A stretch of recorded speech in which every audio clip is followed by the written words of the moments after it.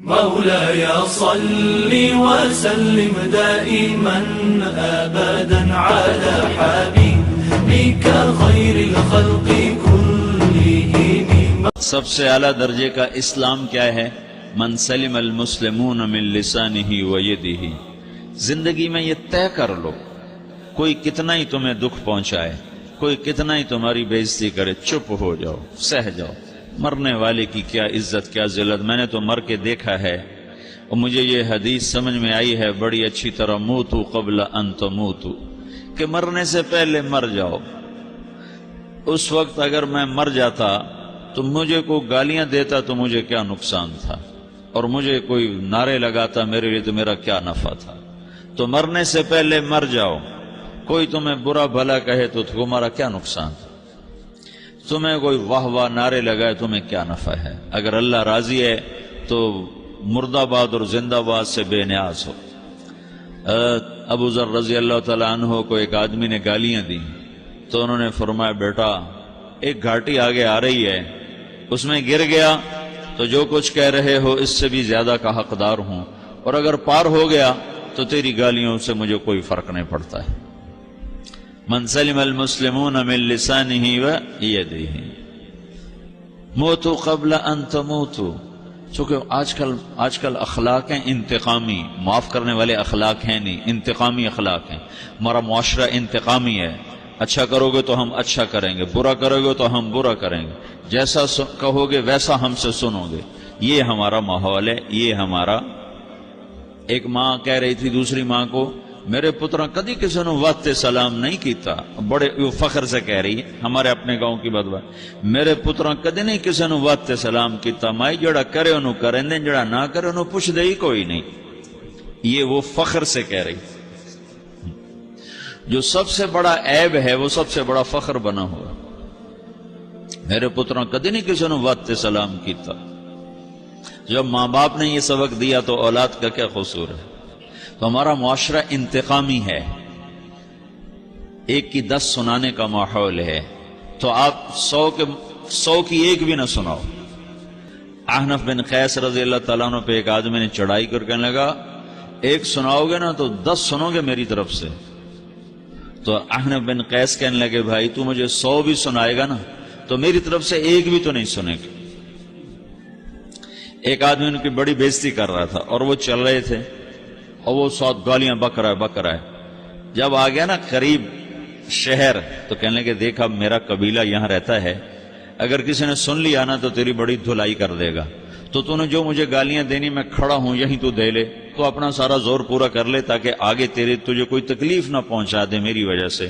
تو وہ پاؤں پہ گر کے معافی مانگنے لگا کہ واقعی تو بڑے حلم والا. وہ مشہور تھے اپنے حلم میں، بردباری، اور لوگ ان کا امتحان لینے آیا کرتے تھے کہ بھئی کوئی ہے جو احنف کو غصہ دلا دے. تو لوگ ناکام ہو جاتے تھے، ان کو غصہ نہیں آتا. ایسے ایک عرب سردار گزرا، معن بن زائدہ، وہ بھی اپنے حلم میں بڑے مشہور تھے.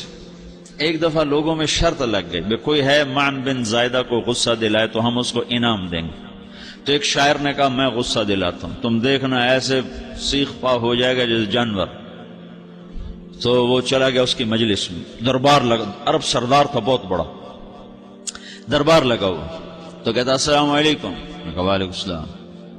تو معن بن زائدہ پر ایک دور بڑے فخر کا گزرا تھا، پھر اللہ نے اس کو بہت بڑی سرداری دی. بنو عباس کا بہت بڑا یہ وزیر گورنر تھا. تو کہتا، اتذکر اذ لحافک جلد شاۃ فاذ نعلاک من جلد البعیر. کیوں بھائی تجھے یاد ہے جب تیرا بستر بکری کی کھال تھا اور تیرے جوتے اونٹ کی کھال کے تھے؟ تو کہنے لگا، کیوں نہیں یاد، بھلا کوئی ماضی بھی بھولتا ہے.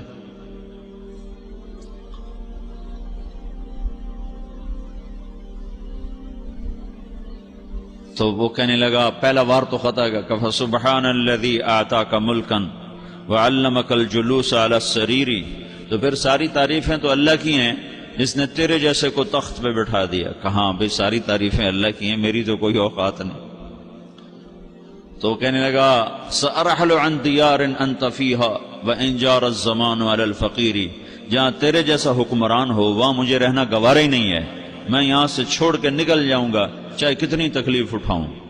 بڑے دربار میں یہ ایک گورنر اور وزیر سے بات ہو رہی ہے تو وہ کہتا ہے اچھا بھائی اگر تو ہمارے پاس رہے گا تو ہم تیرا اکرام کریں گے، اور اگر تو جانا چاہتا ہے تو پھر رافقت کا سلام۔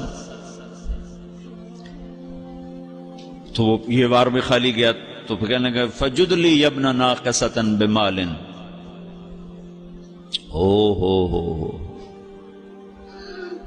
او گندی ماں کے بیٹے مجھے کچھ عطا بھی کر، میں بغیر پیسے کے سفر کیسے کروں گا؟ عرب کو کسی کو بھی ماں کی گالی دے دینا اور پھر عرب سردار ہو۔ فجد لی یبن ناقصۃ بمال، بری ماں کے بیٹے مجھے کچھ پیسے بھی دے، میں نے جانا ہے۔ میں کہا بھائی اس کو 3000 دے دیا جائے۔ اللہ اکبر۔ تو کہنے لگا قلیل ما اعطیتنی وانی لاتمو منک فی الکثیر، یہ تو بہت تھوڑا تو نے دیا ہے، مجھے اور دے۔ کہا اچھا بھائی 3000 اور دے دو۔ تو وہ شاعر کی بھی آنکھیں پھٹ گئیں، کہنے لگا اب ٹھہر جا ٹھہر جا، اب میں تیری اصل تجھے بتاتا ہوں۔ سألت اللہ ان یبقیک ذخرا فما لک فی البریۃ من نذیر، میں اللہ سے دعا کرتا ہوں اللہ تیرے جیسوں کو سلامت رکھے، تیرے جیسا دنیا میں کسی ماں نے جنا ہی کوئی نہیں۔ فمنک الجود والافضال حقا وفضل یدیک کالبحر الغزیر، تو ہی سخی ہے، تو ہی کریم ہے، اور سمندر بھی تیری سخاوت کے آگے کچھ نہیں ہے۔ تو نے کہا اچھا بھائی تو نے ہماری برائی کی، ہم نے تمہیں 6000 دیے، اب تو نے ہماری تعریف کیا، بھائی 10000 اور دے دو اس کو۔ ہاں باتیں ہی رہ گئیں، باتیں ہی رہ گئیں۔ کہاں سے لائیں ایسے لوگ؟ ہمارا معاشرہ انتقامی ہے، بدلہ لینے کا ہے، بدلہ لینے کا۔ اس نے میرے ساتھ کیا، میں نے بھی کرنا ہے۔ تو اعلیٰ درجے کا اسلام یہ سکھا رہا نہیں چپ ہو جاؤ، سلامت بن جاؤ، سلامتی بن جاؤ، سلامتی کی علامت بن جاؤ۔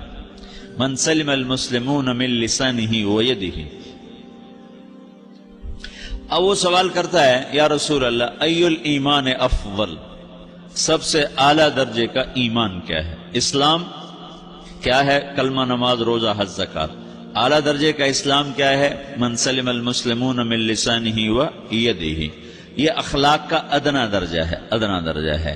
ادنا درجے پر پہنچ کر آپ اسلام میں اعلیٰ درجے پر آ سکتے ہیں۔ وہ سوال کرتا ہے ایمان کیا ہے؟ تو آپ نے کہا اللہ پر، فرشتوں پر، کتابوں پر، رسولوں پر، موت کے بعد کی زندگی پر، تقدیر پر۔